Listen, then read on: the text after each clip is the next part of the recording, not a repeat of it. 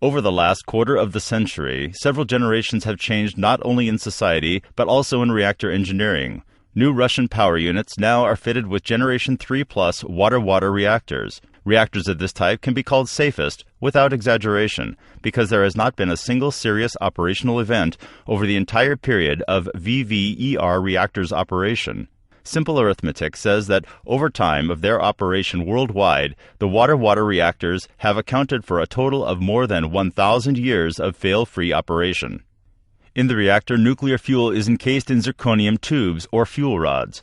They constitute the reactor core.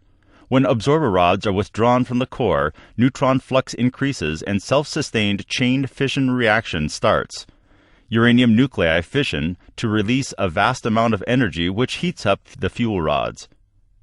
Nuclear power plants with VVER reactors employ a two-loop arrangement.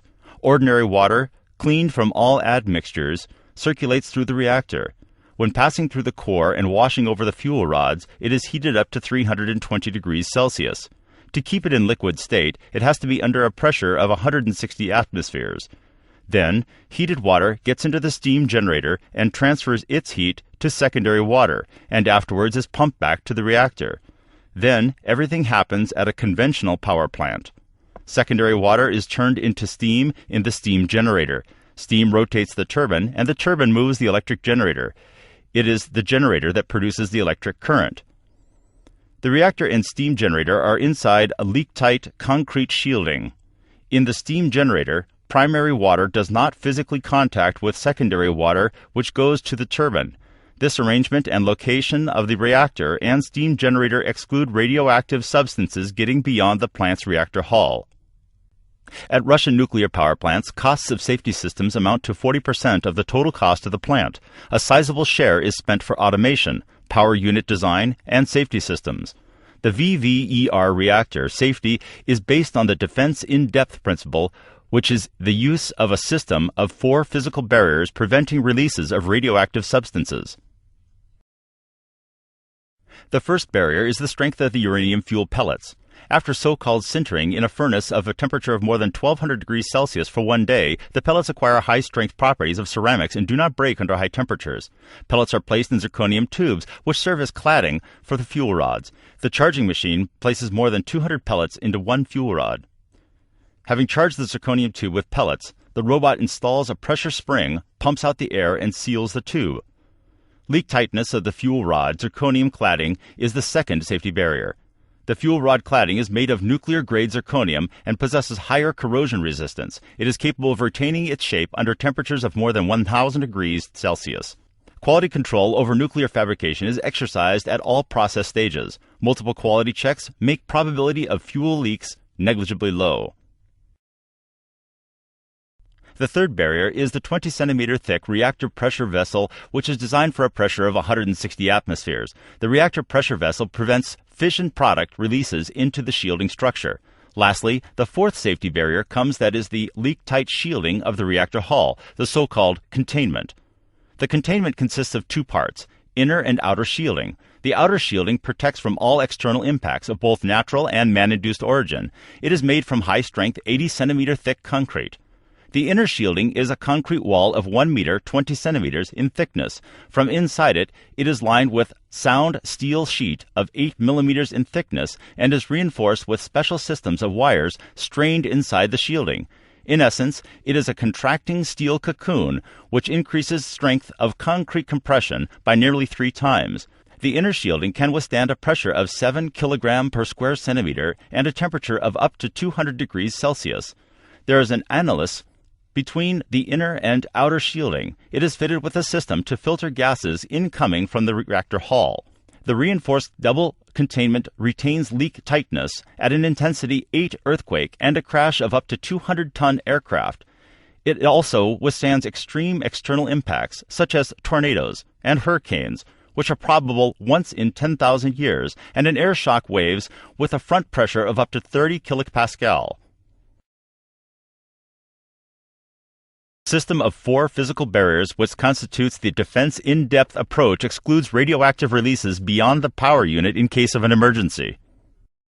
All VVER reactors include passive and active safety systems, which combination ensures meeting three basic goals in case of emergency: shutdown and termination of the nuclear reaction, provision of continuous heat removal from the nuclear fuel and power unit, and prevention of radionuclide releases beyond the containment in case of emergencies. In emergencies, to terminate the nuclear reaction, boron carbide scram rods are inserted into the reactor core. The rods are hanging over the core, kept by electromagnets, and drop by own weight within 2 seconds. The rods absorb neutrons and the chain reaction terminates. The second task, continuous heat removal from nuclear fuel and reactor, is solved by combinations of active and passive safety systems. A difference between them is that the passive safety system operate without electricity and involvement of personnel. Let's look at the active safety system, which is responsible for removing heat from the energy block via the second circuit. In case of an accident, if the reactor cooling circuit remains integral, the reactor is cooled by the emergency cool-down system, where heat is removed via the secondary circuit. In the steam generator, residual heat is transferred to the secondary water and then to service water through the emergency cool-down system. In case the primary circuit is damaged, high and low pressure pumps are actuated to ensure continuous water supply to cool the reactor. They supply water from the spent fuel hold-up pond located within the containment and from the containment sump. If the leak is small and high pressure is maintained in the circuit, high pressure pumps operate. If the leak is large, for instance in case of a pipeline break, and pressure is dropping, low pressure pumps are engaged. The spent fuel hold-up pond is more than 2,000 cubic meters, of which 700 cubic meters can be used for heat removal of the primary circuit. Power supply of the active safety systems is independent owing to backup diesel generators which are started automatically without human involvement in cases of power loss. Each unit with a VVER reactor includes 4 independent diesel generators located in different rooms to exclude a possible common cause of failure. Raise of pressure and temperature inside the containment is prevented by spray systems which condensate steam incoming from the non-integral reactor. The passive system ensures heat removal from the reactor core through the steam generator. It takes away steam and sends it to the heat exchanger installed outside the reactor hull.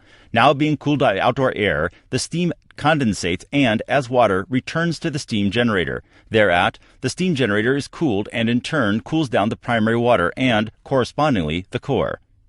If loss of power coincided with a break of the primary circuit, cooling water should be supplied directly to the reactor.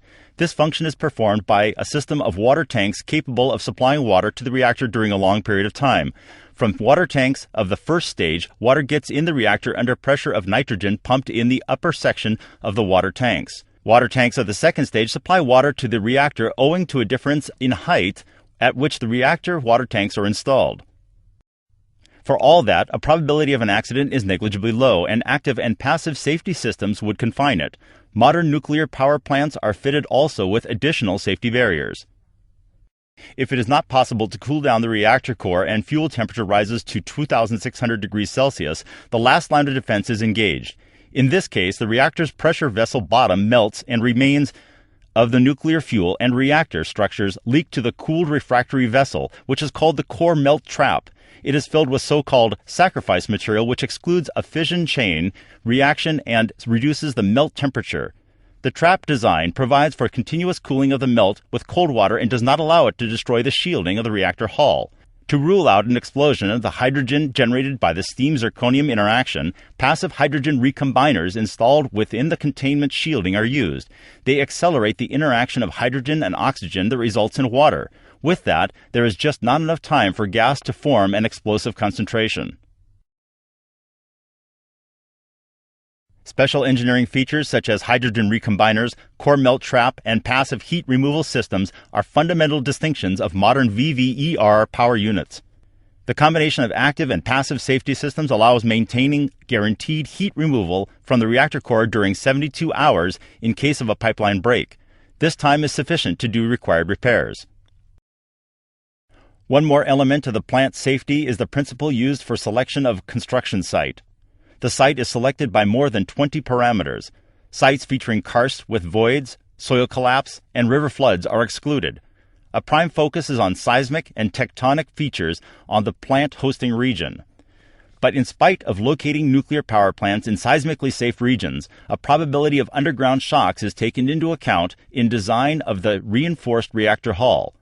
Up-to-date oil dampers in use retain strength and operability of the reactor at seismic shocks of intensity 8.